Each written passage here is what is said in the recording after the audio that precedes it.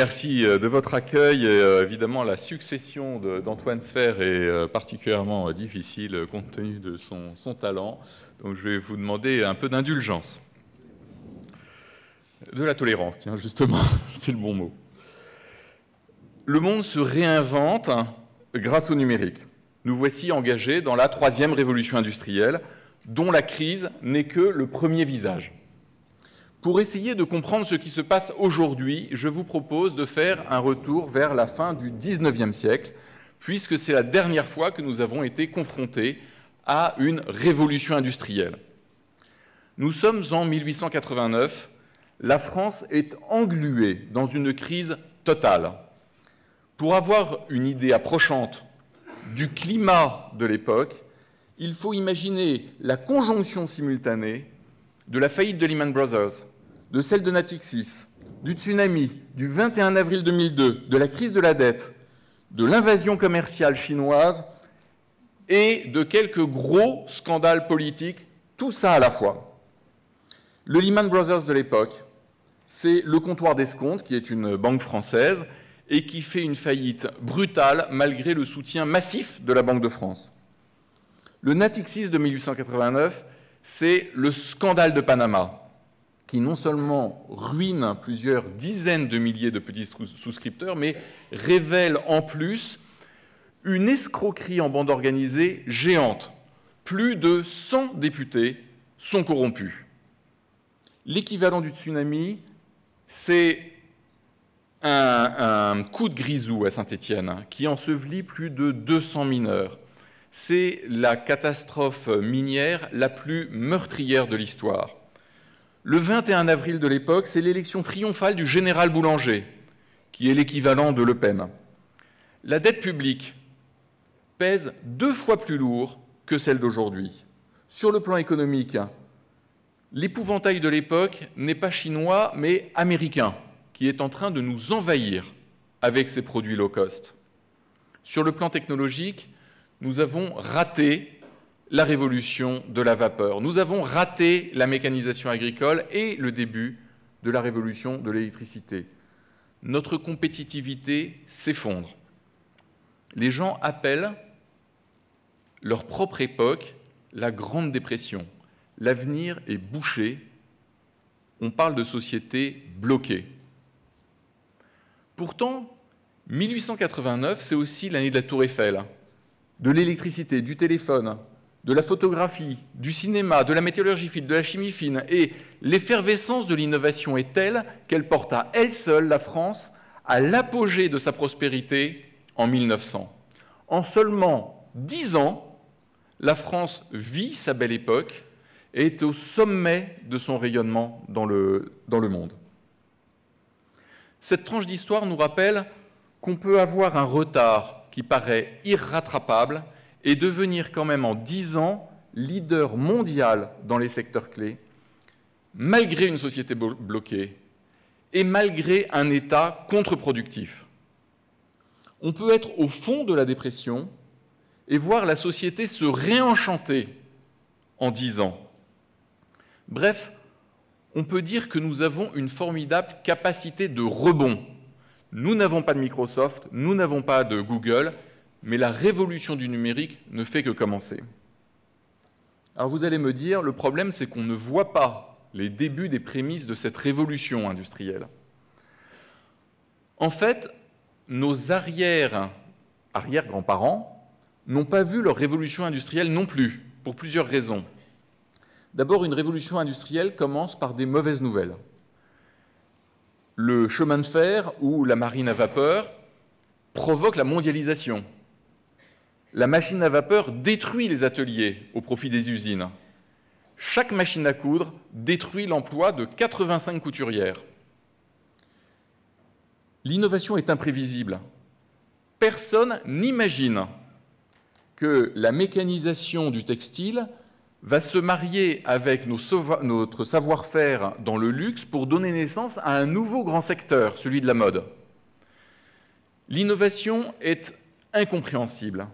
On dit à propos du téléphone, c'est ça la nouvelle grande invention, on vous sonne comme un domestique et vous accourez. Enfin, les start-up sont fragiles. le leader mondial de l'automobile de Dion-Bouton sera rapidement éclipsé par les Panhard, les Renault et les Peugeot. Une révolution industrielle est donc invisible pour ses contemporains, mais elle envoie quand même quelques signaux. Premier signal, les briques technologiques de base sont au point. Fin 19e, pour l'électricité, les briques de base sont le moteur électrique, la dynamo, le transformateur, les conducteurs électriques, les interrupteurs, etc. Aujourd'hui, de la même manière, les briques technologiques de base pour le numérique sont les moteurs de recherche, le cloud, le big data, les réseaux sociaux, les outils 3D. Ils sont au point et commencent à peine à se diffuser. Deuxième signal, on passe d'une révolution technologique à une révolution des usages. Si on y réfléchit bien, l'automobile, ce n'est jamais qu'un moteur à explosion sur une calèche. Eh bien, le moteur à explosion, c'est une révolution technologique. L'automobile, c'est une révolution d'usage.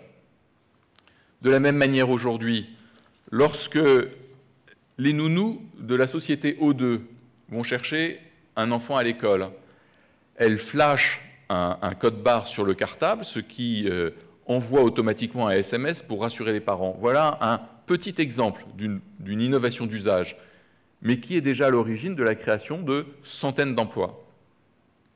Troisième signal, les grandes entreprises prennent conscience de la nécessité d'innover. Fin 19e, face à la crise de la sidérurgie, le plus gros employeur français, les Forges de Terre Noire, décide, c'est une stratégie financière habituelle, de geler ses investissements pour traverser la crise. Un de ses concurrents directs, Schneider, lui, fait le pari de l'innovation. Eh bien, il ne faut que quelques années pour que Terre Noire dépose le bilan brutalement en jetant dans la misère des milliers de familles. Et Schneider, lui, a continué à prospérer jusqu'à faire partie, encore un siècle plus tard, de notre CAC 40.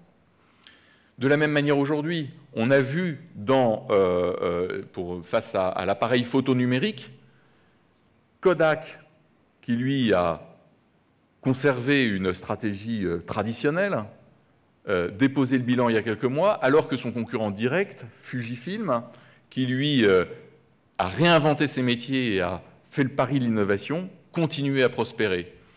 Ce sont des choses qui provoquent une prise de conscience dans les entreprises. Eh bien, la France est bien positionnée dans cette prise de conscience.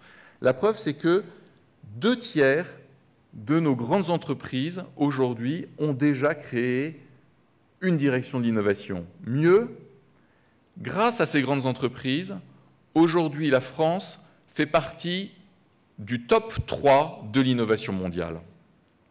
Quatrième signal de la révolution industrielle, l'esprit d'entreprise renaît. Fin 19e, les Michelin, Vallourec, Peugeot, Renault, Zodiac, les Galeries Lafayette, l'Air Liquide émergent progressivement au milieu d'un bouillonnement de start-up.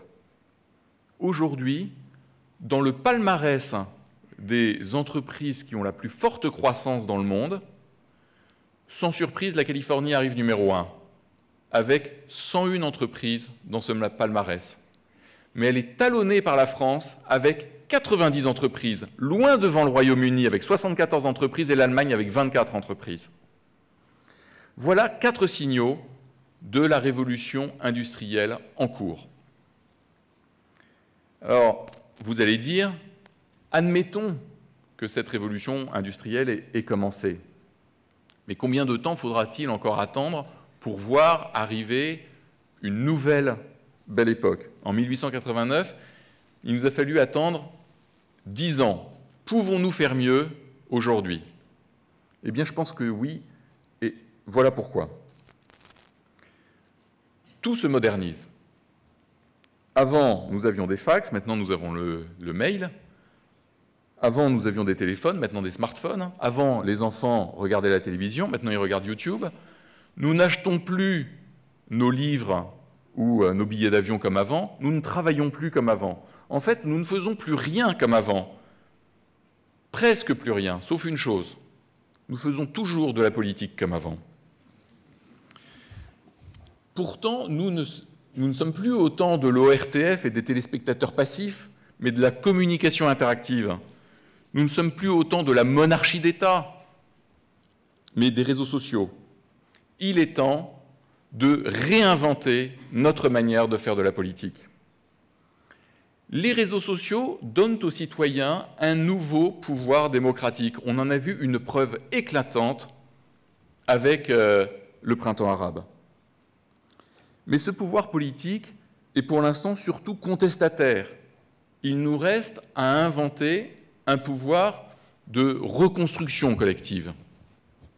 Alors certains diront que les Français sont plus à l'aise avec la contestation. Râleurs, critiques, pessimistes impénitents, champions du monde de l'autodénigrement et du French bashing. Pourtant, comme tout peuple, nous avons aussi les qualités de nos défauts. Les Allemands ont le goût de la musique, les Anglais ont le talent du théâtre. Nous avons l'art du débat d'idées, celui de l'esprit critique, de la répartie, de la controverse, de la synthèse. Les Allemands ont le sens de l'amélioration permanente et rigoureuse. Les Anglais ont la passion du process. Nous avons l'esprit inventif, la capacité de remettre en cause, de sortir du cadre, le génie créatif. Alors nous sommes peut-être des éternels contestataires, mais pas seulement pour détruire, aussi pour construire. Et justement, la révolution numérique peut nous y aider. Nous sommes capables déjà d'exprimer des opinions individuelles dans les blogs. Pourquoi ne pourrions-nous pas exprimer des opinions collectives ? Nous sommes capables de critiquer des livres ou de noter des films de cinéma sur Internet. Pourquoi ne serions-nous pas capables de noter des propositions politiques? Nous sommes capables de rassembler des milliers de personnes sur les réseaux sociaux. Pourquoi ne serions-nous pas capables de rassembler les millions de citoyens qui veulent reconstruire leur pays? Nous sommes capables de décider collectivement pour des projets privés et de les financer grâce au crowdfunding. Pourquoi ne serions-nous pas capables de décider directement de au moins une partie des projets publics? Nous sommes capables de créer ensemble Wikipédia, une encyclopédie 100 fois plus grande que l'Encyclopédia Universalis. Alors pourquoi ne pourrions-nous pas créer un projet collectif 100 fois plus ambitieux que n'importe quel programme électoral? Nous sommes capables de déclarer les droits de l'homme et du citoyen. Pourquoi ne serions-nous pas capables d'inventer et de déclarer les droits de la communauté collaborative, citoyenne? Il existe déjà des milliers de sites web pour dénoncer, pour contester, pour s'indigner. Alors pourquoi n'inventerions-nous pas ensemble la plus grande plateforme de démocratie collaborative au monde? Et si nous pouvons le faire, alors nous avons le devoir de le faire, parce que dans cette révolution numérique, nous ne voulons pas attendre encore 10 ans le rebond de la France. Merci.